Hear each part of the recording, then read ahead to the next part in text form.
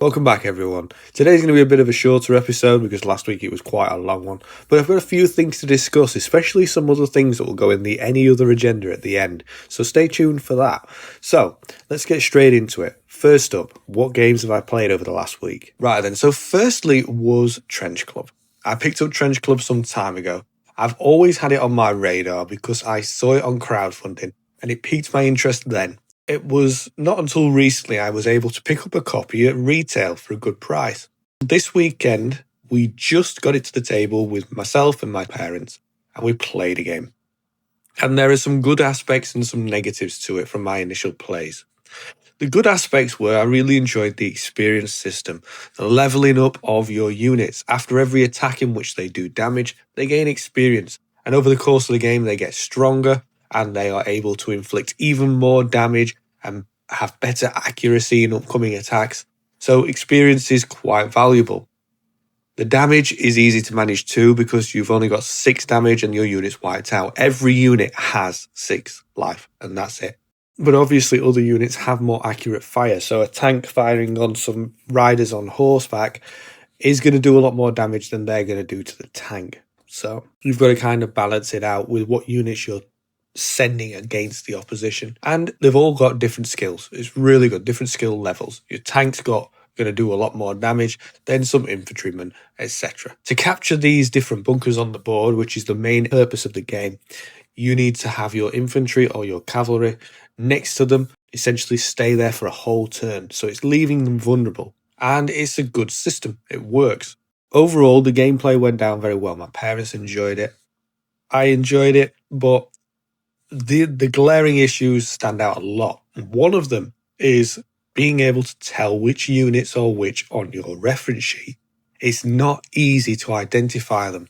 And my parents also struggled a bit trying to tell, is this the artillery or is it this one?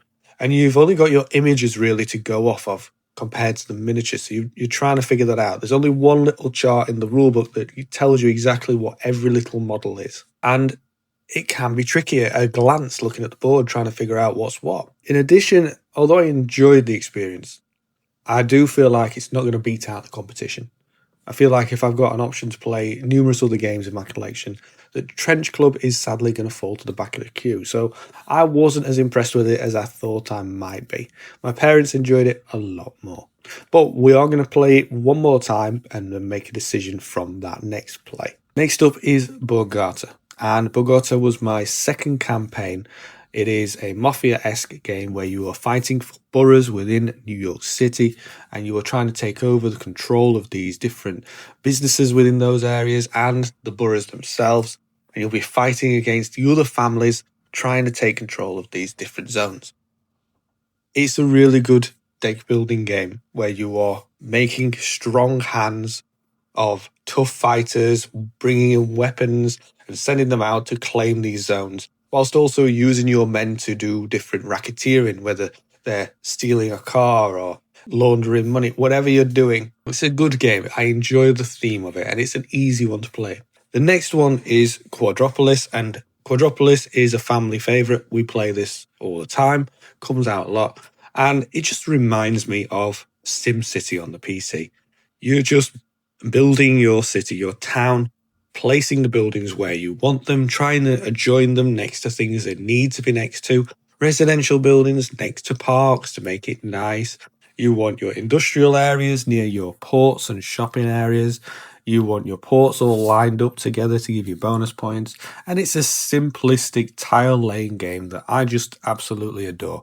It is a great game, and I have never turned down a session of this title.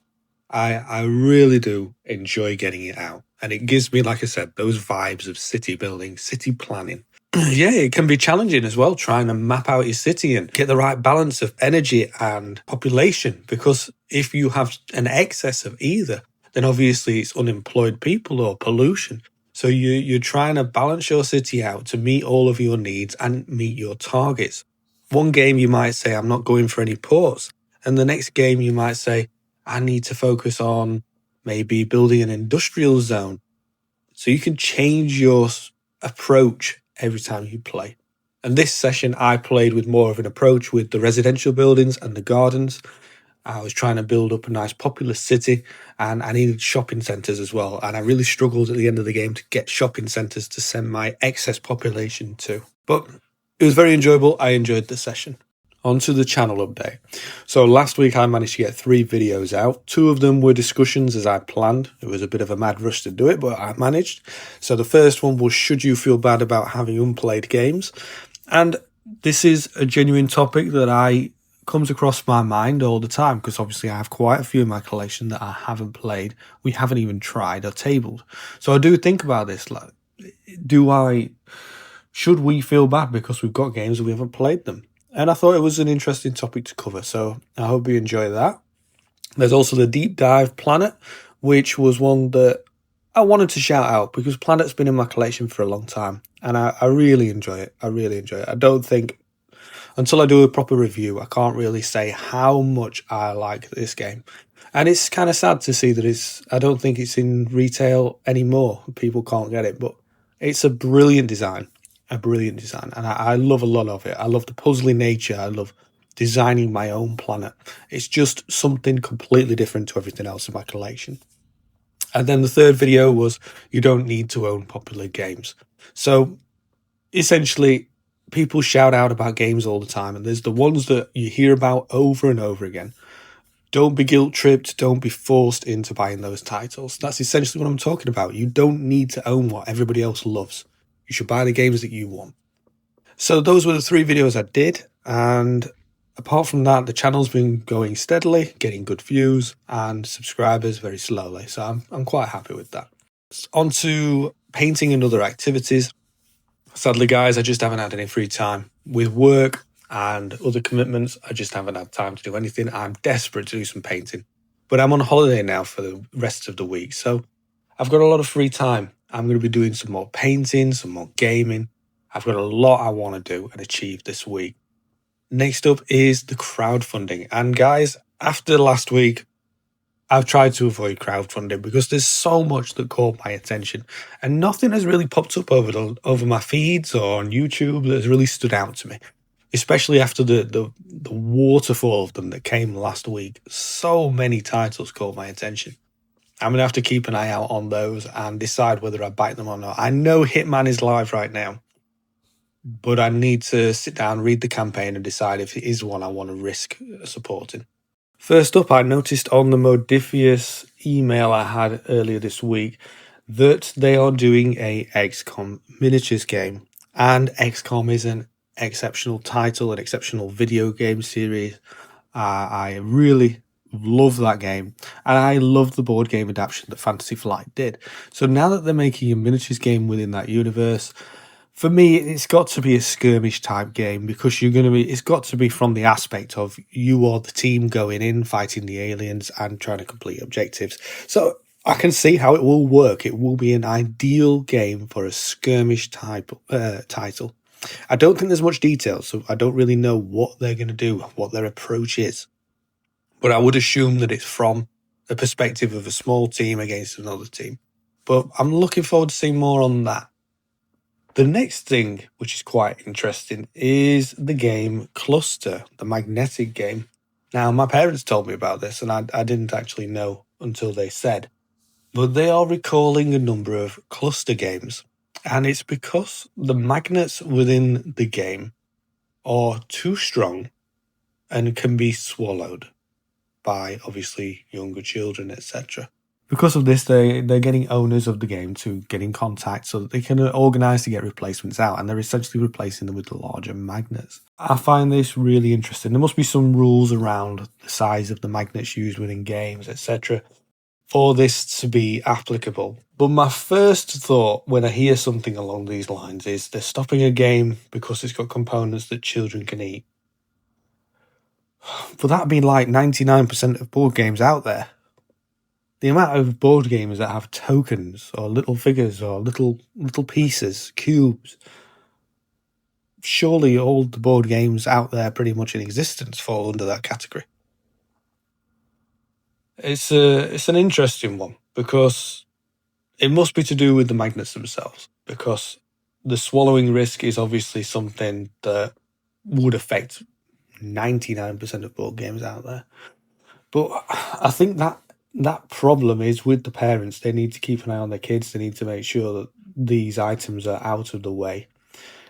And who in the right mind, even if it's pretending it's not a kid, who in the right mind thinks, oh yeah, let's swallow a magnet? That's got to be the dumbest idea. But yeah, they're obviously doing that recall, and they're going to be swapping out those pieces for people. And my mum made a funny comment. She'd be like, "Well, when you go to like gaming conventions now, there'll be like some back alley dealer. They'll be like, hey, you want to buy a copy of Cluster? You know, because they're now no longer in production, and essentially pulled from retailers. They're probably going to replace them with a new version. So we've got the unapproved version, you know. So there's dodgy versions of Cluster out there. I thought that was quite funny, but yeah, it's an interesting one because I feel like obviously because of the magnet thing, that's going to probably play a part in whatever rules and regulations it falls into. But if you're going to go from the choking hazard perspective, surely every game in my collection is a choking hazard for a little kid. It's an interesting topic. The next one I want to talk about is Simon. And Simon, I didn't mention this last week, but I did know about it. But Simon is planning to run a campaign for a game, I think, or they're testing the waters to see how much interest there is. And obviously, I'm in the situation like a lot of you with Simon Games. I believe it's 2 campaigns that they have not fulfilled to me. Obviously, they tested the waters with that, and the reception has been what you would expect. A lot of people are still unhappy. They still haven't got the product they paid for, that they supported. The campaigns seem to be trudging along, if that, slowly. So there wasn't a great reception to the idea. Whether they're still going ahead with that, I don't know. But they have annoyed me, and the reason behind that is when you look at their updates and they talk about the projects that are upcoming, or the ones that are still outstanding, I should say, that they need to fulfill.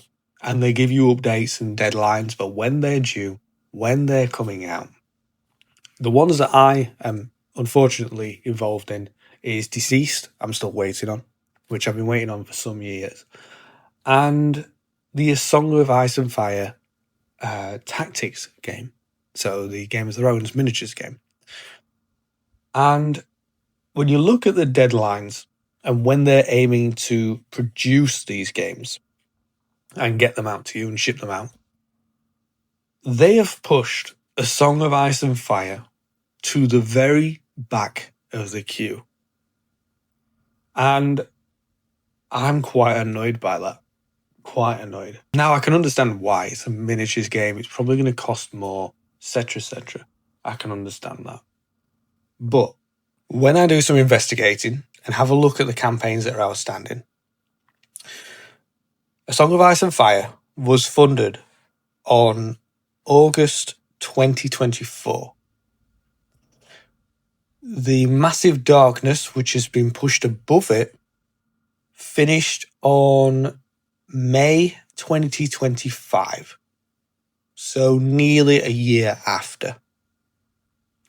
Another project, which is the DC Superheroes United, that was also funded after A Song of Ice and Fire. So I'm guessing the God of War was also another one that was after. So there's 3 projects that were funded after the A Song of Ice and Fire tactics that they have pushed in front. And Massive Darkness was one that was on my radar. I wanted to back Massive Darkness. I want it. I'm impressed with the game. I like it. But I wasn't willing to take that risk because of the financial situation they were in, so I avoided that. But to then push this project, which is finished in some cases a year in front of some of the others, all the way to the back of the queue, is very disrespectful in my opinion. They should be aiming to fulfill them in the order in which they raised them. And like I said, I understand why they've done it, because A Song of Ice and Fire is a miniatures-based game. It's probably going to cost more in terms of the molds and production and this and that.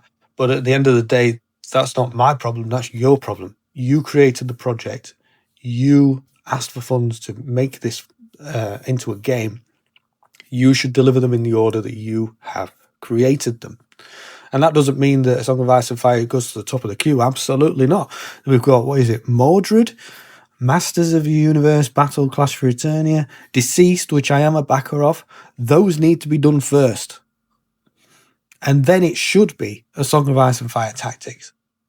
So they have pushed that campaign to the back of the queue, and I'm not impressed with that. Because then that means that there's even more risk to me receiving absolutely nothing for that campaign. Because if they, let's assume that the worst happens and they fail to raise funds to keep their company afloat, they'll continue to deliver games in this sequence up until they run out of funds. And because they've pushed that game to the back of the queue, there is now more risk than any of the other campaigns. And I'm not impressed with that. Not impressed at all. It is a disrespectful thing to do to your backers. And it is just a disrespectful thing to do. When you've raised these projects in this order, you should deliver them in that order.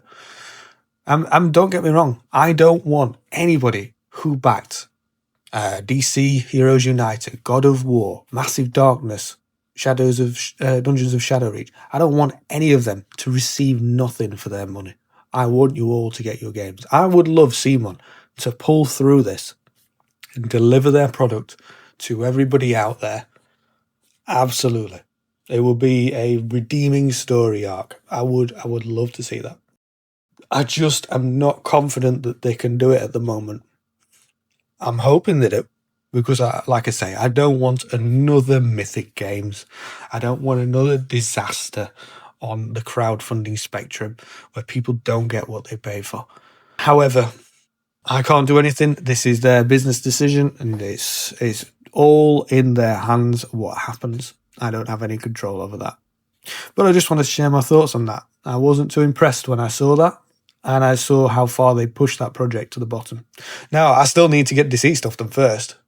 I might not even get Deceased, let alone A Song of Ice and Fire. So time will tell. Apart from that, guys, I don't think there's anything else to discuss this week. Hopefully next week will be another long video. There'll be a lot more to talk about. So I'm going to get some painting done. I'm going to get some gaming done between now and next week. I will at some point try and bring this back to a regular Monday thing. It's now out of sync, but I do want to bring it back to a Monday thing, accomplish it on that day if possible. And yeah, please leave your comments down below about anything I've talked about. And of course, please hit the like, subscribe, all the usual, and I'll see you all next time.